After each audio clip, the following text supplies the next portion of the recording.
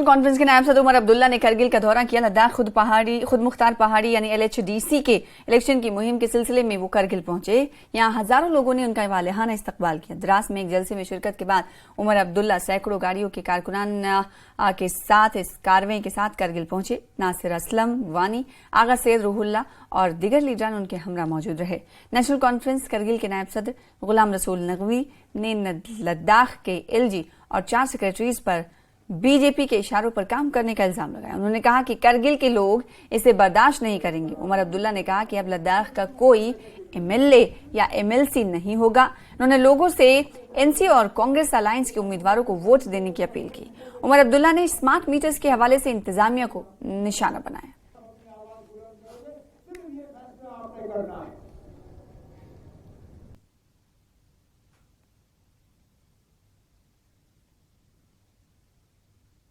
पहले तो समझ में नहीं आता ये स्मार्ट मीटर आया कहाँ से, क्योंकि इससे पहले इन्होंने कहा था कि डिजिटल मीटर। पहले तो पुराने मीटर लगे थे, फिर डिजिटल मीटर आए और कहा ये सबसे ज़बरदस्त मीटर है, इनसे बेहतर कोई मीटर हो ही नहीं सकता। मजबूर किया सबको, सबों ने डिजिटल मीटर लगाए। डिजिटल मीटर लगते ही फिर स्मार्ट मीटर आने शुरू हुए और इन स्मार्ट मीटरों का अभी तक किसी को ये हिसाब किताब समझ नहीं आया। अब मुझे डर इस बात का है कि जैसे ही ये स्मार्ट मीटर लगने ख़त्म हो जाएं तो ये कोई नया किस्म का मीटर लगाएंगे।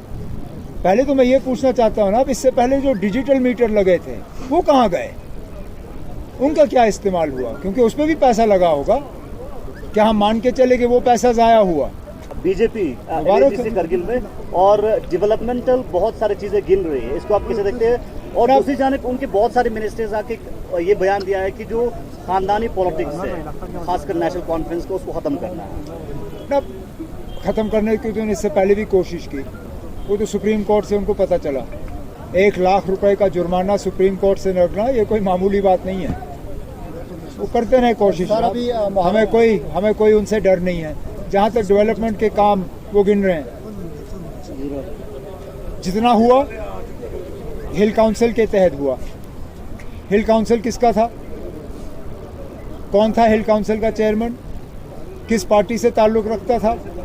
वो आपके सामने है। जब जम्मू एंड कश्मीर की हम बात करते हैं, जहाँ पे आप बहुत सालों तक, आप कई दहाइयों तक आपका हुकूमत रहा, वहाँ पे भीमना का जो रोड है आज तक वो खस्ता हालत है। उतना खस्ता हालत हमारे कारगिल के कहीं पे नहीं। बहुत सी रोड खस्ता हालत में है ना। नहीं, भीमना में कई बार। मैं माफ़ी चाहता हूँ, अगर सिर्फ एक ही सड़क की हालत खस्ता होती तो मैं मानता ये आपके साथ ज्यादती है, लेकिन कश्मीर में कई सड़कों की ऐसी हालत है। हमारी बदकिस्मती ये है कि हमें आप जैसा मौसम नसीब नहीं है।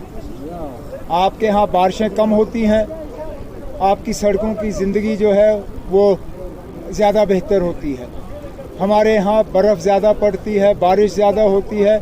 हमारे यहाँ सड़कों को ठीक रखना जो है मुश्किल है। इसको आप ना मज़हब के साथ देखें, ना सेक्टेरियन के साथ देखें। ये हमारी लापरवाही समझ लीजिए, लेकिन इस लापरवाही का निशाना सिर्फ एक कौम नहीं है, ये कई जगहों पे मुसीबत है। एनसी के साथ जो कोलिशन किया है सर कारगिल में, जो कहिए ये हिल काउंसिल के इलेक्शन तक ही रहेगा, क्या आगे भी रहेगा सर? आगे है ही क्या? आगे है ही क्या ना सर? आपके पास कुछ है नहीं। आपके पास ना असेंबली है, ना काउंसिल है, ना आपकी हुकूमत बननी है। यहाँ पे रास्ता यहाँ शुरू हो जाता है, यहीं पे ख़त्म हो जाता है।